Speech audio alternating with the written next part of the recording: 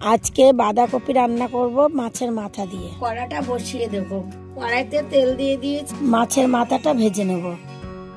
গরম হয়ে গিয়েছে, এবার সাদা জিরে ফোড়নে দেবো। এরপরে পেঁয়াজ আর রসুন বাটাটা দিয়ে দেবো, লঙ্কা বাটা, জিরে আর মরিচ বাটাটা দিয়ে দেবো।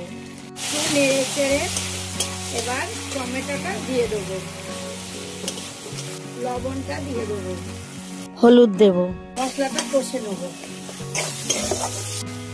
মশলাটা কষা হচ্ছে, তার মধ্যে মাছের মাথাটা দিয়ে দেবো।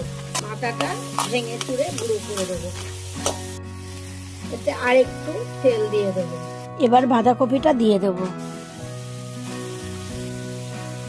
বড়িটা দিয়ে দেবো, নাড়াচাড়া করে ঢেকে দেবো। এবার ঢাকা দিয়ে দেবো। 15 মিনিট ঢাকনাটা দিয়ে রেখে দিয়েছিলাম। এবার এখনো দেখছি কাঁচা আছে অল্প একটু, আবার ঢাকা দিয়ে দেবো। দেখবো আলুটা সিদ্ধ হয়েছে কিনা।